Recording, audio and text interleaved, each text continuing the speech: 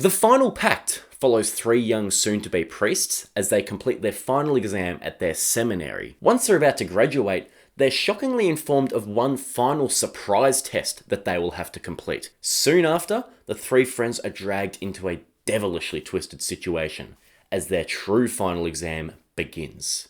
So this film was directed by F.C Rabbath and it stars Austin Freeman, Charlie Prince, Sam Sneary, Mark A. Marple and Julia Varsi.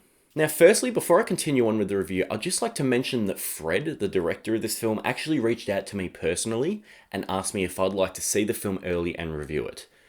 I'm absolutely flattered that I was asked for this, and thank you so much, sir, for reaching out to me. You are a legend. I'm still over the moon about it. However, I'm not going to let that awesome experience skew my thoughts on the film at all, because that would be really disingenuous. But I'll tell you right now, I really enjoyed this film.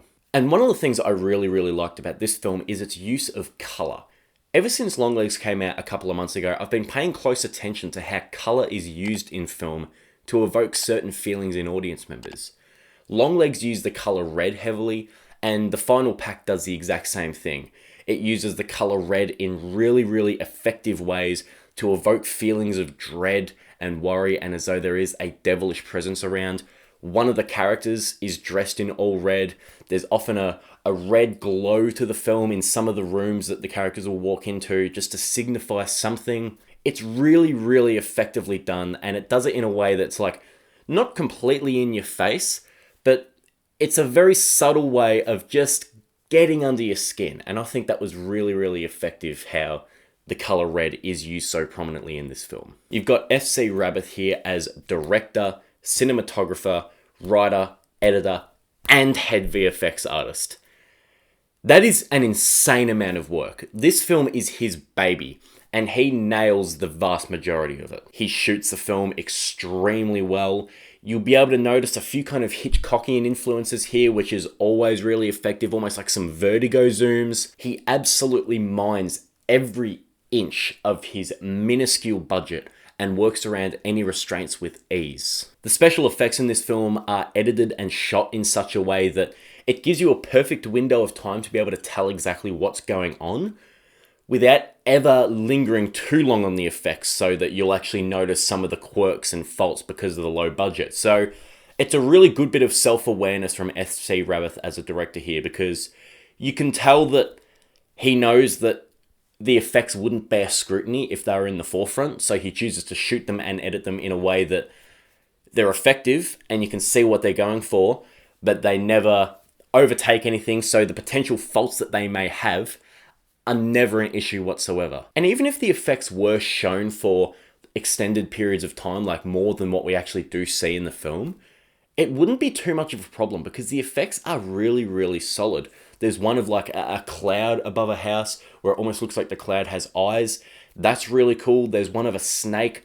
It's really good stuff. And especially some of the practical gore work that you'll see in this film is really effective. And as I said, F.C Rabbath just mines every inch of his minuscule budget to create a really effective film. Again, the colour is fantastic. I love the redness of this film. The editing in this film is really well done. It never feels too rapid or too slow. The conversations between the characters all feel as though they're cut at the right spots, and it feels as though I'm watching someone that has done this many times before. And going along with that, the pacing in this film is terrific. It's got a story that is really intriguing, and it just slowly kind of drip feeds you enough information over the course of the film that it keeps you glued to the seat. It's a brisk 80-minute runtime. It flies by, but it never flies by to the point that it feels like it's rushing. It's paced perfectly for what it is trying to get across. So yeah, F.C Rabbath had a lot to do with this film. As I said, this is his baby. And while I do have some problems with some of the dialogue and some of the story directions in the third act, which I will get into later on in this review, for how much he had on his plate, he nailed 85% of it. Austin Freeman is terrific as Paul. He never overacts or underacts. His performance sells it. His character has got quite a lot of backstory, so he's got a lot riding on his back. And the more that you learn about his character, the more his performance improves, I think, because you really get a feel of who he is, and he's believable in the role. And he really did a great job, and he's like basically the lead of this film, so he did a terrific job. Julia Vasi was really, really good and entertaining here. I won't reveal anything about her character, but I'd just like to say that she does steal the show in every scene that she's in. The script here and the story is really, really fascinating.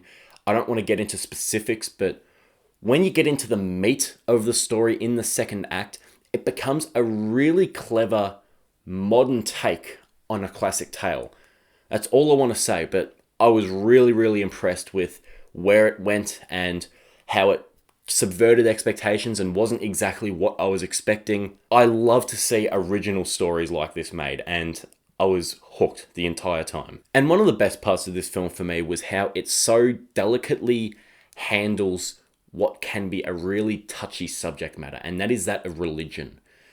You get a kind of story like this into the wrong hands, it could become preachy. Either way it could just turn into a sermon instead of a story. And it never does. It deals with some of the problems of religion without ever falling and spilling over into sacrilege, and it never feels as though it's preaching the other way to a point where it's just like, oh yeah, okay, we get it, it's bashing you over the head. It never falls into those traps, and to set a religious story in the modern day was a really good idea and really fresh, because you think of the films Immaculate and The First Omen, two of the bigger religious horror releases of this year.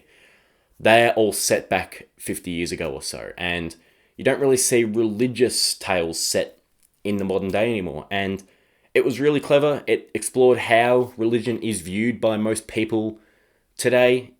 Again, in a really delicate, deftly handled way. As I said, it never leans into preachiness, and I think that is really impressive and a really important thing to get right, and they absolutely did. And while I did really enjoy this film, there were a number of things that did hold it back for me, and probably the main one for me was a lot of the dialogue between Charles Prince and Sam Smeary's characters. It's a mixture of the performances and the dialogue that just seemed rather inorganic to me. It wasn't authentic, it wasn't real. They have a sort of antagonistic relationship that I totally get what they were going for.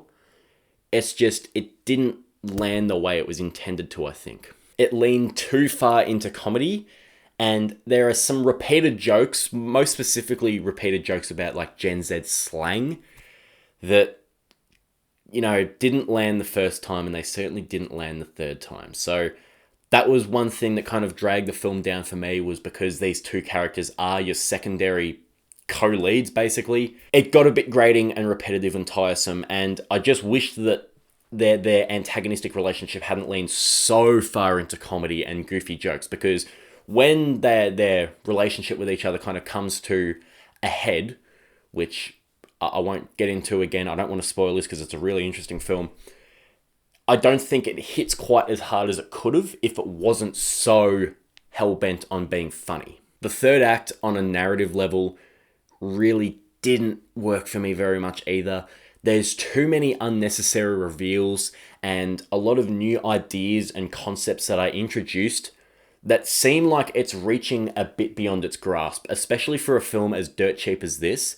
It's like the ideas were there, they just didn't have the means to execute it effectively. And that's the thing, with the kind of unnecessary reveals, it kind of robs itself of its most interesting ambiguities, because you could leave this film chewing on the questions that it gives you and thinking, okay, I wonder if this was this, or this was that, or this meant this, or this meant that, yada, yada, yada.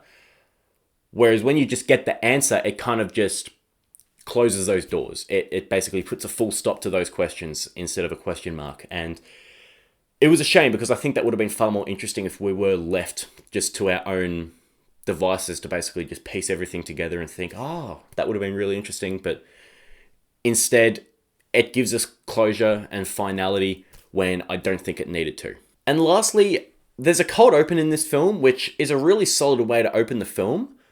But by the time you circle back around to it, it feels as though there's like a missing piece of the puzzle. I'm dancing around specifics, but it just feels like there's a certain part of the story that's been removed. It feels like we're going along here, and then there's just like a big blank space, and then we just resume over here instead. And it feels like I'd like to see how things worked out, how the character got from point A to point C. I wanted to see point B as well. I know this sounds hypocritical because I was just talking about how I didn't like some of the answers that we got in the third act, but this is a different situation. This actually does feel like there's a part of the story that has been taken out. Overall, I really enjoyed this film. It has fantastic visual flair, a story that is 85% really fascinating, a terrific use of colour, two fantastic performances in Austin Freeman and Julia Varsi. It fumbles the ball a bit in the third act, and some of the side performances are a little bit iffy, but horror fans, once this film releases, The Final Pact is absolutely worth a watch. So thank you so much for watching my review on The Final Pact. Again, I have to thank Fred for reaching out to me and sending me this film. I really enjoyed it. Thank you very much. I hope you enjoyed my review of it, and I can't wait to see what else you do in the future, sir. So I'll see you all in the next video. Not sure exactly what that's going to be, but you know what? It's going to be a Megalopolis review, because I saw that the other day, but I'm still stewing on it. So look forward to that. I'll see you all later. Bye.